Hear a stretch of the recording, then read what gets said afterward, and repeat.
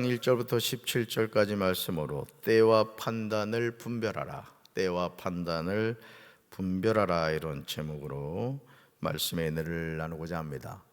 전도서 8장에서 전도자는 하나님의 공의로운 도덕적 통치에 관하여 전하고 있습니다.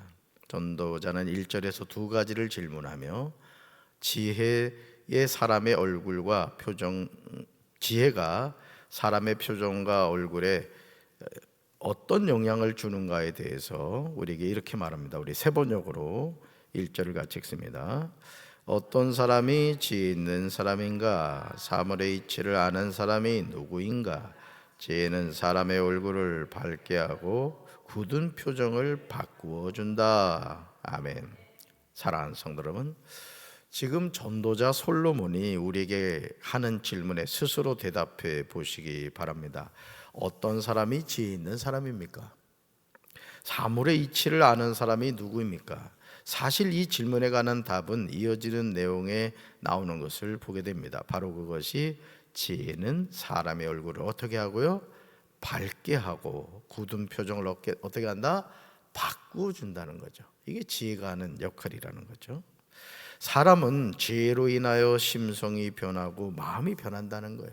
저는 우리 사랑하는 성도 여러분들이 이 지혜를 선물로 받게 되기를 주님의 이름으로 축원합니다.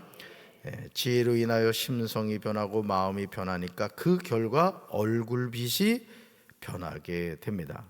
잠언 4장 7절은 우리에게 지혜의 수중함을 알려주고 있죠. 우리 말씀 같이 읽습니다. 지혜가 제일이니 지혜를 얻으라. 내가 얻은 모든 것을 가지고 명철을 얻을지니라. 아멘. 아무리 비싼 화장품을 바른다고 얼굴이 밝아지는 것이 아니죠. 아무리 마음을 다스린다고 하여도 우리의 표정이 바뀌는 것이 아닙니다. 지혜가 굳은 표정을 바꿔줍니다. 그러므로 지혜가 제일이죠. 우리는 하나님께 이 지혜를 간구해서 얻어야 될 줄로 믿습니다. 전도서 8장 2절부터 6절을 보시면 왕 앞에서 어떻게 처신해야 하는가를 알려줍니다. 2절에서 전도자 솔로몬은 이렇게 시작하죠. 내가 권하노라. 내가 권하노라. 여기서 왕은 솔로몬 자신을 염두에 두고 언급한 것입니다. 모든 지혜로운 백성은 이 세상 질서를 위해 하나님이 세우신 원칙에 의하여 왕의 권위에 복종해야 할 것을 가르칩니다. 전도자는 3절에서 우리에게 이렇게 전합니다. 말씀 같이 읽습니다. 왕이 싫어하는 일은 고집하지 말고 왕 앞에서는 물러나거라. 왕은 자기 마음대로 할 수 있는 사람이다. 아멘. 이것은 왕 앞에서 무례행치 말며 왕의 권위에 온전히 순종해야 할 것을 가르치고 있습니다. 왕이 싫어하는 일을 고집하는데 어느 왕이 좋아하겠습니까? 여기서 왕 앞에서 물러나라는 말은 왕에 대해서 무례하거나 불순종하지 말라는 뜻입니다. 그리고 악한 것을 일삼지 말라는 말은 왕의 진노를 유발하는 불의한 행동을 하지 말라는 것입니다. 왜냐하면 왕은 하나님이 세우셨고 자기 마음대로 할 수 있는 사람이기 때문입니다. 왕의 말은 권위가 있죠. 누가 감히 왕에게 무엇을 하느냐고 말할 수가 있겠습니까? 우리가 명심해야 할 것은 왕은 하나님의 권위에 의해서 세워진 권세자라는 것이죠. 그러기에 왕의 말도 권위가 있는 것이죠. 그러므로 왕의 말을 거역해서는 안 된다. 오늘 전도자는 우리에게 이렇게 말합니다. 사랑하는 성도 여러분, 우리가 사는 이 세상에는 때가 있습니다. 때가. 전도서 3장 1절에서 전도자는 우리에게 이렇게 말합니다. 우리 말씀 같이 읽습니다. 세상의 모든 일은 다 정한 때와 기한이 있다. 아멘. 이 세상의 모든 일에는 다 뭐가 있다? 때가 있음을 알고 살아간다면 우리는 조급할 이유가 없다는 것이죠. 세상에서 일어나는 일마다 알맞은 때가 있다는 거예요. 전도서 8장 6절에서 전도자 솔로몬은 같은 맥락에서 전하고 있어요. 그러니까 전도서 3장 1절과 전도서 8장 6절은 같은 맥락에서 말하고 있다는 거죠. 같이 읽습니다. 우리가 비록 장래일을 몰라서 크게 고통을 당한다 해도 모든 일에는 알맞은 때가 있고 알맞은 방법이 있다. 아멘. 여러분, 제가 세 번역으로 읽었는데요, 우리 6절, 여러분 성경으로 한번 6절 다시 한번 읽어봅시다. 6절, 무슨 일에든지 때와 판단이 있으므로 사람에게 임하는 화가 심함이니라. 아멘. 우리 가운데 어느 누가 자신의 장래일을 알 수가 있겠습니까? 그러므로 우리는 하루하루 믿음으로 살아가죠. 내일 일은 난 모릅니다. 하루하루 살아가는 거예요. 우리가 비록 장래일을 몰라서 크게 고통을 당할 수 있습니다. 그러나 이 모든 일에는 알맞은 뭐가 있다? 때가 있다는 거예요. 때가 있다. 모든 일에는 알맞은 방법이 있다는 거죠. 우리는 이것을 믿어야 됩니다. 사랑하는 성도 여러분, 우리는 하나님이 아니에요. 우리는 창조주가 아닙니다. 우리는 사람이고 우리는 피조물이에요. 사람이고 피조물인 우리는 하나님의 이끄심에 순종하면서 살아야 되는 거예요. 이것이 피조물인 우리가 이 세상에서 승리하며 사는 비결이죠. 이번에 우리 이상철 목사님 오셔서 10번의 집회를 우리가 통해 말씀의 은혜를 받았습니다마는 하도 조곤조곤 말씀하셔가지고, 그죠?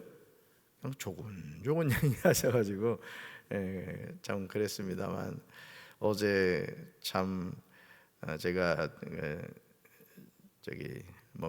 식사를 하고 목사님께 부탁을 좀 드렸거든요. 우리 성도들 좀 안수기도를 좀 해주십시오, 이렇게 부탁을 드렸는데, 보통 이렇게 강사님들 와서 이 안수기도 부탁을 하면은 이게 목회자는 목회자를 알잖아요, 그죠? 이렇게 하시는 걸 보면 이제 이분이 참 우리 성도들을 어떤 마음으로 기도를 해주는가 그걸 알 수 있거든요. 근데 어제 제가 다 땀이 나는 거예요. 제가 다리도 아프고. 사실은 이 위에서 여러분 아래에 있는 성도를 그렇게 일일이 안수기도 하는 게 쉽지 않거든요. 왜냐하면 마지막 집회 전에 제가 강사비도 드리고 여비도 다 드렸단 말이에요. 챙길 거 다 챙겼단 말이에요. 그러면 뭐 그잖아요, 그죠? 그냥 턱턱턱 치고 가도 되는 건데, 그냥 그 간절히 기도해 주시는데 보니까 아유, 저보다도 더 간절히 기도해 주시는 거예요. 그리고 어디 숨어 있었든지 그냥 또 기도받겠다고, 그냥 세상에 나 처음 본 사람도 많았어. 내가 누구나 얘기는 안 해. 그래도 어쨌든 감사하더라고. 어쨌든 아이들도 와서 이렇게 안수기도도 받고, 이제 제가 뒤에서 손 올린 사람이 저예요. 담임 목사입니다. 그래서 혹시 또 뒤로 넘어질까봐 하여간 어쨌든 같이 기도를 했습니다마는, 참 그 이상철 목사님의 생애도 보시란 말이에요. 그렇죠? 아버지 돌아가셔가지고 중학교도 참 검정고시를 해야 되는 그런 상황. 그냥 그런 상황 가운데서도 그 시골에서 말이죠, 하나님께서 순복음교회, 여러분 순복음 신학교 총장을 2번이나 또 하시고 말이죠, 개척하셔가지고 이렇게 하나님 쓰시잖아요. 뭐죠? 때가 있는 거야, 때가. 아멘이십니까? 어제 제가 목사님이 여러분을 위해서, 여러분 가정을 위해서 기도해 주시는 것들 제가 뒤에서 이렇게 드리면서 너무너무 감사한 거예요. 너무너무 받은 대로, 기도 받은 대로 이루어지실 주님의 이름으로 축원합니다. 그래서 사실은 연말에 이게 송년 축복 봉송회를 하면요, 사실은 어제도 저희 장대영 목사 이렇게 목양실에서 좀 같이 얘기 나는데, 눈에 보니까 얼마나 피곤이 그냥 가득 차 있는지, 혼자서 그걸 다 하려니 얼마나 힘들겠어요. 그래서 오늘은 편히 쉬어라 그랬어요. 사실은 오전만 쉬어라 하고 집에 가 생각해 보니까 안 되겠어요. 하루 쉬어라 그랬죠. 그러니까 여러분, 하나님의 때가 있다는 거예요. 하나님의 때가. 아멘이십니까? 그러니까 여러분들이 하나님의 자녀로 이 세상을 살아가면서 나는 피조물이다, 하나님이 창조주시다, 그러니까 하나님의 이끄심에 순종하며 사는 거예요. 아멘이십니까? 그 시골에서 자라난 그 이상철 목사님을 하나님이 그렇게 존귀하게 쓸 줄 누가 알았냐고요.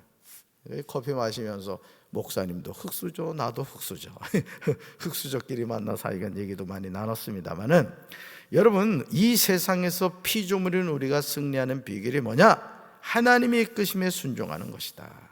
전도서 8장 8절에서 전도자는요, 사람이 가진 한계를 가감없이 전하고 있어요. 여러분이 꼭 기억하셔야 될 말씀이에요. 8절 같이 씁니다.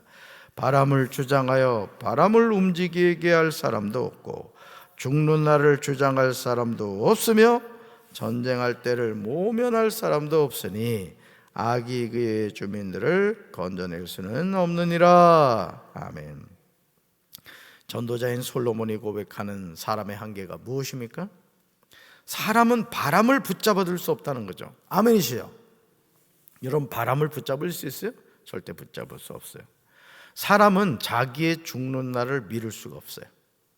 그러니까 여러분, 힘들고 어려워도 하나님이 살라고 하시면은 항상 기뻐하고 쉬지 말고 기도하고 범사에 감사하며 살면 되는 거예요.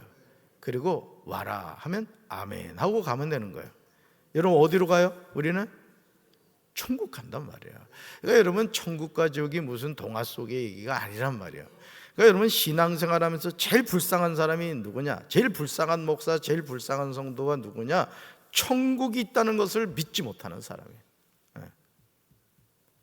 여러분, 이게 분명해야 됩니다. 내세관이 분명해야 된다고. 그러니까 예수 믿는 사람들이 왜 억울하고 속상한 일을 당하도 인내할 수 있느냐? 또 내 인생에 이해할 수 없는 인생의 환난과 그 어떤 역경이 다가와도 우리가 그것을 극복하고 이겨낼 수 있느냐? 주님이 우리에게 약속하신 천국이 있기 때문에 말이에요. 아멘이십니까? 그러니까 정신 바짝 차리고 예수님 잘 믿어야 돼요. 특별히 이 신앙생활하면서 이렇게 새벽기도 나오시는 분들은요, 우리 교회의 영적인 11조고 여러분들이 보배란 말이에요. 보배. 아멘이십니까? 그러니까 돌아가실 때까지 새벽기도 하셔. 새벽기도 하고 가서 아침도 먹고 점심도 맛있게 먹고 오후 한 1시나 2시쯤 돌아가시면 좋아. 아멘. 기도하면 그렇게 된다니까. 그래서 아주 최후의 만찬을 저 고기도 좀 잘라서 먹고 아이들 부른 다음에 잘 있거라 나는 간다 하고선 가시면 된단 말이죠. 이게 새벽기도 나오니까 별걸 다 가르쳐 주잖아요. 여러분, 죄가 있는 사람은요, 자신의 그 죄가에서 벗어날 수 없다는 거죠. 이것이 모든 사람의 전 현실입니다. 그렇다면 이런 한계를 가진 인생이 어떻게 살아야 할까요? 바람을 붙잡아둘 수 없고 자기의 죽을 날을 미룰 수 없고 전쟁할 때 군인이 빠져나갈 수 없고 죄인이 자신의 죄가에서 벗어날 수 없다면 어떻게 해야 하느냐라는 거죠. 로마서 3장 23절에서요, 사도 바울은 모든 사람의 영적인 상황을 고백합니다. 성경은 항상 우리 인생의 내적인 영적인 상태를 말해줘요. 말씀 같이 읽습니다. 모든 사람이 죄를 범하였음에 하나님의 영광에 이르지 못하더니. 아멘. 바울이 말하고 있는 모든 사람의 영적인 상황은 모든 사람이 죄를 지어 하나님의 영광에 이를 수 없게 되었다. 여러분, 하나님의 영광에 이르지 못하게 됐다는 건 뭐냐? 하나님과의 영적 교제가 깨어져 버렸다는 거예요. 깨어져 버렸다. 여러분, 부모와 자식 간에 있어서 가장 아름다운 모습은 뭐예요? 아들이 아버지하고 도란도란 얘기 나누고 딸이 어머니하고 도란도란 얘기 나누는 거잖아요. 그래요, 안 그래요? 그렇습니다. 그러니까 여러분, 우리가 하나님과 늘 교제하며 사는 게 늘 축복인 거예요. 아멘이십니까? 그래서 무시로 아빠, 아버지 하고 자꾸 하나님을 부르시란 말이에요. 아멘이십니까? 네. 하나님의 영광에 이르지 못하게 된 것은 모든 사람이 죄를 지어서 그렇다. 그러나 이어지는 로마서 3장 23절은 다음과 같이 선언하고 있습니다. 이것이 하나님의 큰 은혜라는 거예요. 말씀 같이 읽습니다. 그러나 사람은 그리스도 예수 안에서 얻는 구원으로 말미암아 하나님의 은혜로 값없이 의롭다는 선고를 받습니다. 아멘. 사랑하는 성도 여러분, 사람의 지혜는 그의 얼굴에 광채가 나게 한다고 했습니다. 지혜는 사람의 얼굴에 사나운 것을 변하게 한다는 것이죠. 사람이 장래일을 어떻게 알겠습니까? 그러나 성경은 우리의 장래일에 관하여 지체하지 않고 대답하고 있어요. 하나님의 영광에 이르지 못하던 죄인인 우리가 그리스도 예수 안에서 얻는 구원으로 말미암아 하나님이 베푸시는 큰 은혜로 값없이 의롭다는 인정을 받게 되었어요. 그러므로 전도자는 12절에서 이렇게 고백합니다. 같이 읽습니다. 내가 아노니 하나님을 경외하여 그를 경외하는 자들이 잘 될 것이요. 아멘. 예, 이거 암송하셔야 됩니다. 내가 아노니. 누가 안다는 얘기야? 전도자, 지혜자 솔로몬이 안다는 거예요. 그러니까 여러분, 우리가 이 세상을 살면서요, 악한 자들이 잘 되는 것 같고, 내가 늘 얘기를 하지만 참 지금 그 대통령이 그 비상계엄을 내려서 그러지 않아도 전국이 불안했습니다만은 여러 가지로 나라가 지금 힘든 가운데 있습니다. 우리 믿는 사람들이 기도해야 될 줄로 믿습니다. 우리 조국 대한민국을 위해 기도해야 돼요. 나라가 없는 신앙은 있을 수가 없습니다. 여러분이 만약에 북한에서 태어났다 생각해봐요. 신앙생활을 하기 위해서 목숨을 걸어야 되는 거예요. 그러니까 여러분, 오늘 우리가 이 나라를 위해서 이제 기도를 해야 되는데, 지금 솔로몬이 뭘 안다는 거예요? 하나님을 경외하여 그를 경외하는 자들이 잘 된다. 이번 강사 목사님하고 또 이제 이런저런 얘기도 하면서 지난 4년 동안 우리 교회에 있었던 이야기를 했더니 강사님 깜짝 놀라는 거예요. 깜짝 놀라요. 청주에 있는 그 자기 후배 목사 그 교회가 한 15억을 들여서 그 뭐 교회 아마 리모델링을 했나 봐요. 교인이 1,500명이라네. 1,500명. 그런데도 그거 가지고 막 힘들어한다는 게. 근데 우리 교회는 그렇게 모이지도 않는데 만 4년 동안 10억이 넘는 리모델링을 했다고. 누가 하셨을까? 여러분 얼굴 보니까 헌금 별로 안 한 거 내가 알아. 누가 하셨을까? 하나님이 하신 거, 하나님. 그러니까 저는 제가 우리 교회 부임해가지고 지난 4년 동안 이렇게 돌이켜보면 제가 깨닫는 게 있어요. 뭐냐? 담임 목사가 믿음의 사람이 돼야 돼. 믿음의 말을 해야 돼. 자, 바꿔 말할까요? 여러분의 인생이 되는 비결이 뭐냐? 어제 강사 목사님이 일일이 간절하게 기도해 주고 여러분의 가정과 삶을 축복해 주는데 제가 뒤에서 아멘 아멘 했다고 그냥. 강사님이, 여러분 강사님이 그냥 기도하는 게 아니란 말이에요. 그분이 다 영적으로 뭔가 여러분을 이래 보면 다 다르단 말이에요. 다 달라요, 기도의 내용이. 그래서 저는 뒤에서 그대로 이루어지기를 저는 아멘 아멘 하고 제가 오히려 기도를 다 받았어요. 그냥 그대로 될 줄로 믿습니다. 힘들고 어려우시더라도 하나님을 경외하여 그를 경외한 자들이 잘 된다는 이 말씀을 꼭 기억하시고 여러분 신앙의 지조를 좀 지켰으면 좋겠어. 끝까지 인생에 어떤 어려움이 있다고 해서 삐지고 막 내가 새벽기도 가나 봐라 뭐 이러지 말고 끝까지 하나님 부르실까지 하나님을 경외하며 삽시다. 그리고 여러분 자녀에게 여러분이 해줄 수 있는 제일 큰 축복이 뭐냐? 기도의 정립을 하란 말이에요. 자녀들의 이름을 불러가면서 기도의 정립을 하고 또 여러분 자신의 인생을 위해서 내 인생의 남은 때 하나님 제가 이렇게 살길 원합니다. 부정적인 생각하지 말아요. 항상 믿음의 생각을 하고 제가 우스갯소리로 얘기하는 것 같지만 새벽기도 마치고 아침밥도 맛있게 먹고 정신때는 특별히 돌아가시기 전에는 이건 최후의 만찬이니까 한우 그릇 미리 사다 놨다 한우 구워서 먹고 말이지. 2시쯤 얘들아 잘 있어라. 엄마는 간다. 아빠는 간다. 이러고 돌아가시란 말이에요. 한 명밖에 아멘을 안 하네. 죽을 줄 알고 걱정하지만 내가 보니까 40-50년은 더 살 것 같아. 오늘 이 말씀 잘 기억하면서 우리 하나님을 경외하며 삽시다. 믿음 안에서 승리하는 우리 성도들 되기를 주님의 이름으로 축원합니다. 우리 가슴에 손 얹읍시다.